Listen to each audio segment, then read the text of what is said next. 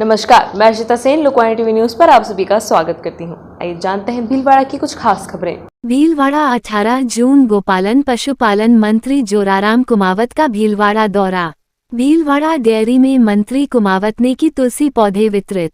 पशुपालन डेयरी मंत्री जोराराम बुधवार को भीलवाड़ा आए। इस दौरान उन्होंने वंदे गंगा अभियान कार्यक्रम तहत मांडलगढ़ में जलारा तालाब पर महादेव मंदिर में पूजा अर्चना की। शाम को मंत्री कुमावत ने भीलवाड़ा डेयरी में आयोजित तुलसी गमले वितरण समारोह में शिरकत की। इस दौरान उन्होंने डेयरी के अधिकारियों के साथ बैठक कर सरस डेयरी की विश्वसनीयता बनाए रखने को लेकर काम आगे बढ़ाने की नसीहत दी। उन्होंने भीलवाड़ा डेयरी के मैंगो श्रीखंड के नए प्रोडक्ट को भी लॉन्च किया। बैठक में भीलवाड़ा डेयरी के एमडी विमल कुमार पाठक ने बहुत जल्द गोबर गैस की सैलरी से प्रक्रिया कर ऑर्गेनिक खाद बनाने का भी प्लांट लगाए जाने की जानकारी दी, जो डीएपी और यूरिया खाद का सब्स्टिट्यूट होगा। इससे खेत की जमीन भी खराब नहीं होगी और यह सस्ती भी पड़ेगी, साथ जिससे किसानों का फायदा होगा। दुग्ध का टेट्रा पैक प्लांट, जिसे नॉर्मल टेम्परेचर में भी 3 माह तक सुरक्षित रखा जा सकता है, अगले माह चालू किया जाएगा। मंत्री कुमावत के साथ इस दौरान सांसद दामोदर अग्रवाल, विधायक उदयलाल भड़ाना, विधायक जब्बर सिंह सांखला व आजाद शर्मा भी मौजूद थे। पशुपालन मंत्री कुमावत ने मीडिया से बातचीत करते हुए कहा कि प्रदेश में हमारे पास 24 डेयरी संघ है। डेयरी संघ क्वालिटी का पूरा ध्यान रखा जाता है। क्वालिटी के साथ हम कोई समझौता नहीं कर रहे हैं। मंत्री ने कहा, डेयरी में रिक्त पदों को हम जल्द ही पद भरने का काम शुरू करने वाले हैं। प्रदेश में बम्पर नौकरियां निकलने वाली है।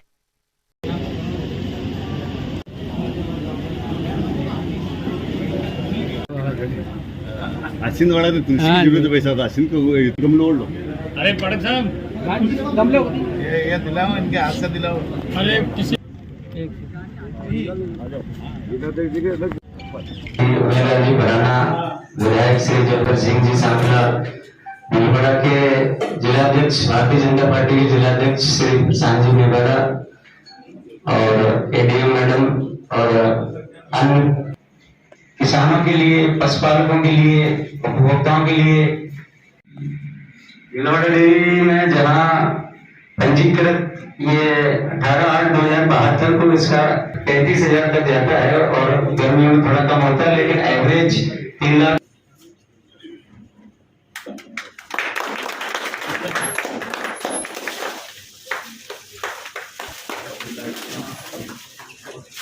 पैसा भी में जल्द में थोड़ा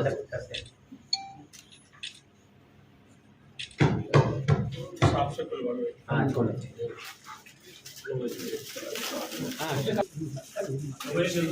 ऐसे दे दो। अरे ये दे दो।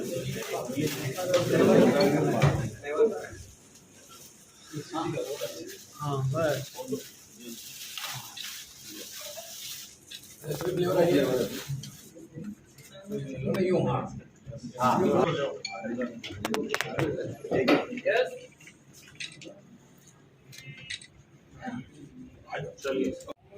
अभी एमडी साहब ने जो जानकारी दी, निश्चित रूप से चरस डेयरी राजस्थान में रोजगार का माध्यम है और पूरे राजस्थान में हमारे 24 डेयरी संघ हैं।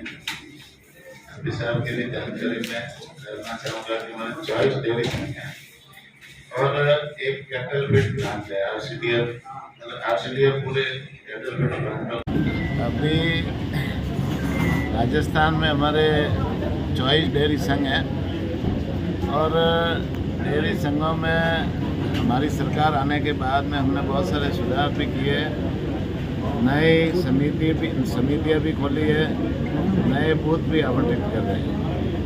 गुणवत्ता को लेकर के हमारे सरकार का विशेष अभियान रहा है कि हम क्वालिटी को मेंटेन करें और गुणवत्ता बनाए रखें।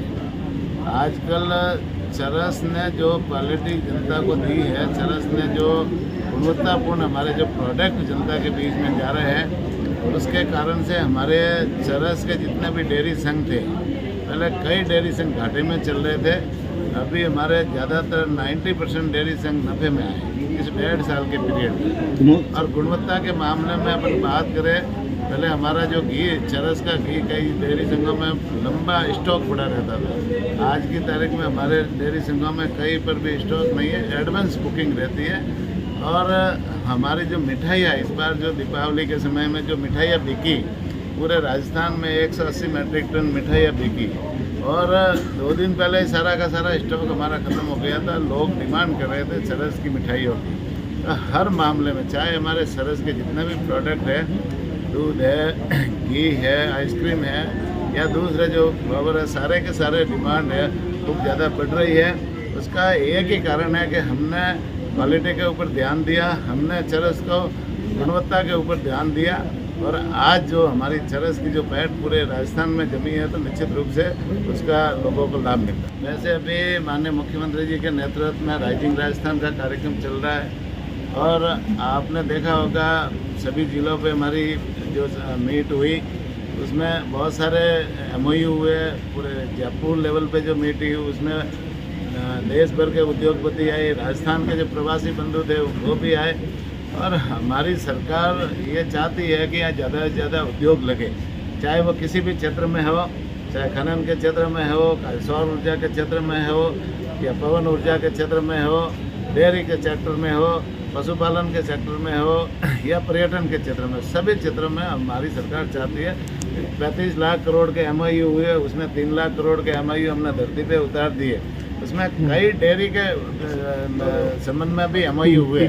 हम तो चाहते हैं कि भाई दूसरे भी प्राइवेट जो सेक्टर के लोग हैं वो भी इस डेयरी व्यवसाय में आए और डेयरी सेक्टर को मजबूत करें। चुनाव समय आने पर चुनाव होंगे। अभी जैसे पंचायत राज के जो है ना पुनर्गठन का काम चल रहा है, स्वशासन विभाग के पुनर्गठन का काम चल रहा है। तो पुनर्गठन का काम पूरा होते ही चुनाव आयोग जो भी तरीके से चुनाव भी समय आने पर होंगे। ये तो जो प्रक्रिया है, जैसे चुनाव आयोग तय करेगा उसके अनुसार। मुख्यमंत्री जी ने आपने देखा होगा सदन में घोषणा की थी कि हम 5 साल के कार्यकाल में 4 लाख लोगों को सरकारी नौकरियां देंगे। और इसी दिशा में हमने जैसे 60,000 से ज़्यादा नौकरियां तो दे दी। उनके नियुक्ति पत्र भी हमें हर जिलों पे जाकर पे आ रहा हूँ ना, हमने नौकरियां 60,000 से ज़्यादा दे दी। 1,92,000 अभी पाइपलाइन में। और आगे पूरे 4 साल में 5 साल में 4 लाख लोगों को सरकारी नौकरी हमारी घोषणा है वो देंगे। डेयरी सेक्टर में भी हमने जैसे वैकेंसी निकाल दी है, बहुत जल्दी ही इसके भी हम भर्तियाँ करेंगे। अन्य विभागों में भी हमने पशुपालन में भी भर्तियाँ भी की है और भी कर रहे हैं। डॉक्टरों की भर्तियाँ भी कर रहे हैं, LSA की भर्तियाँ परीक्षाएँ भी हो गई। और दूसरे विभागों में ऐसा है, शिक्षा विभाग में देखो कि चिकित्सा विभाग में बहुत सारे डॉक्टर अभी लगे, बहुत सारी भर्तियाँ हुई है। तो रम भाई सब विभागों में करेंगे, हम कोई सेक्टर को खाली नहीं छोड़ेंगे। और जो पिछली सरकार ने जो खाली छोड़ रखा है, पिछली सरकार ने जो 5 साल तक भर्तियाँ नहीं की और बार बार जैसे उन्होंने वो परीक्षाएँ रद्द की और पेपर लीक करने का मामला, 18 बार परीक्षा आयोजित की, इसमें 15 बार पेपर लीक हो गए। उस कारण से सारे विभागों की पोस्टें खाली पड़ी थी। हम उनको पूरी तरह से भरेंगे और धीरे धीरे आने वाले समय में गाड़ी को पटरी पर लाएंगे। ठीक।